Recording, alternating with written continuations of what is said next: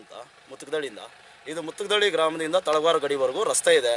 ಆದರೆ ಈ ರಸ್ತೆನ ಕೆಲವರು ರಾಜಕಾರಣಿಗಳು ಕುಮ್ಮಕ್ಕಿರೋಂಥವ್ರು, ಹಣಬಲ ತೋಳ್ಬಲ ಇರೋವಂಥ ಜನ ಇದನ್ನು ದುರ್ಬಳಕೆ ಮಾಡ್ಕೊಂಡು, ಇಲ್ಲಿದೆ ನೋಡಿ ಒಂದು 20 ನಿಮ್ಮ ಹಿಂಭಾಗದಲ್ಲಿದೆ 20 ಸರ್ವೆ ನಂಬರ್ ರೈತರು ಇದ್ದಾರೆ, ಸಣ್ಣ ಪುಟ್ಟ ರೈತರು, ಯಾವುದೇ ಬಡತನ ಇರೋಂಥವ್ರು, ಅಧಿಕಾರ ಇಲ್ಲದೆ ಇರೋಂಥವ್ರು, ಅವ್ರ ಮೇಲೆ ದಬ್ಬಾಳಿಕೆ ಮಾಡಿ ಅವ್ರಿಗೆ ಹೋಗೋದಕ್ಕೆ ರಸ್ತೆನೇ ಕೊಡ್ದಿರ, ಇರೋವಂಥ ಸರ್ಕಾರಿ ರಸ್ತೆನ ಕೊಡ್ದಿರ, ಮುಚ್ಕೊಂಡು ದೌರ್ಜನ್ಯ ದಬ್ಬಾಳಿಕೆಯಿಂದ ನಾವು ಬಲಿಷ್ಠರು, ನಾವು ಒಂಥರ ನಾವು ಹೇಳಿದ್ದೇ ನಡಿಬೇಕು ಅನ್ನೋ ಲೆಕ್ಕಾಚಾರದಲ್ಲಿರುವಂಥ ಕೆಲವರು ಜನ ರಾಜಕಾರಣದ ಕುಮ್ಮಕ್ಕು ಮತ್ತು ಹಣಬಲ. ಇವತ್ತಿಗೆ ಇದು 2 ವರ್ಷದಿಂದ ನಡೀತಾ ಇದೆ. ಲೋಕಾಯುಕ್ತರ ಗಂಟ ಹೋಗಿದೆ. ಲೋಕಾಯುಕ್ತರಲ್ಲಿ ಅರ್ಜಿ ಹಾಕಿದ್ಮೇಲೆ ಲೋಕಾಯುಕ್ತರ ಮೇಲೆ ಬಂದ ಮೇಲೆ ಈ ನಮ್ಮ RI ಅವರು, ಈ ಪೊಲೀಸ್ ಡಿಪಾರ್ಟ್ಮೆಂಟ್ ಏನಿದ್ದಾರೆ, ಇವಾಗ ಒಂದು 3 ಸರಿ ಬಂದಿದ್ದಾರೆ ಇಲ್ಲಿಗೆ ಸರ್ವೆ ಕಾರ್ಯ ಮಾಡಬೇಕು ಅಂತ. ಬಂದಾಗ ಎಲ್ಲ ಕರೆಕ್ಟಾಗಿ ಮಾಡ್ಕೊಂಬರ್ತಾರೆ. ಸಣ್ಣ ಪುಟ್ಟ ರೈತರ ಮೇಲೆ ಏನಿದ್ದಾರೆ ಅವ್ರ ಮೇಲೆ ಕರೆಕ್ಟಾಗಿ ಮಾಡ್ಕೊಂಬರ್ತಾರೆ. ಯಾರೋ ಒಬ್ಬ ತುಂಬ ಬಲಿಷ್ಠ ಇರ್ತಾನಲ್ಲ, ಹಣಬಲ ತೋಳ್ಬಲ ಇರೋಂಥನು, ಅವನು ಜಾಗದ ಹತ್ರ ಬರೋ ಅಷ್ಟೊತ್ತಿಗೆ ಡೌನ್ ಆಗಿ ಹೋಗ್ತಾರೆ. ಏನೋ ಅವನು ಹೇಳಿದ್ದೇ ಇವ್ರಿಗೆ ವೇದವಾಕ್ಯ. ಅಧಿಕಾರಿಗಳು ಅಲ್ಲಿಗೆ ನಿಲ್ಲಿಸ್ತಾರೆ.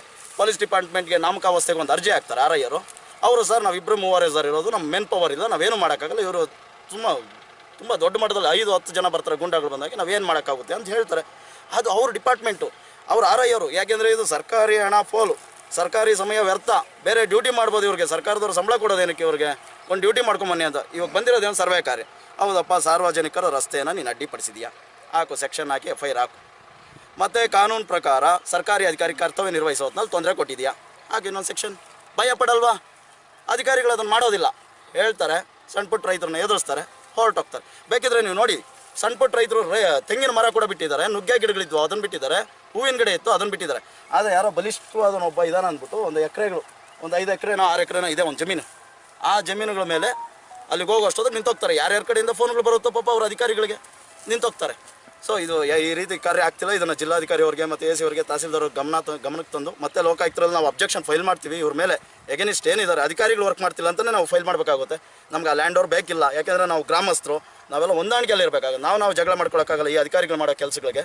ಅಧಿಕಾರಿಗಳು ಕರೆಕ್ಟಾಗಿದ್ದರೆ ಊರಲ್ಲಿ ಎಲ್ಲನೂ ಕರೆಕ್ಟಾಗಿರುತ್ತೆ. ಆದ್ದರಿಂದ ಈಗ ತೆರವು ಕಾರ್ಯನ ಗೊಳಿಸಬೇಕಿತ್ತು. ಅಧಿಕಾರಿಗಳು ನಿರುತ್ಸಾಹದಿಂದ ಇವತ್ತು ಕಾರ್ಯ ನಿಂತಿದೆ ಅಂತ ನಾನು ಹೇಳ್ತೀನಿ.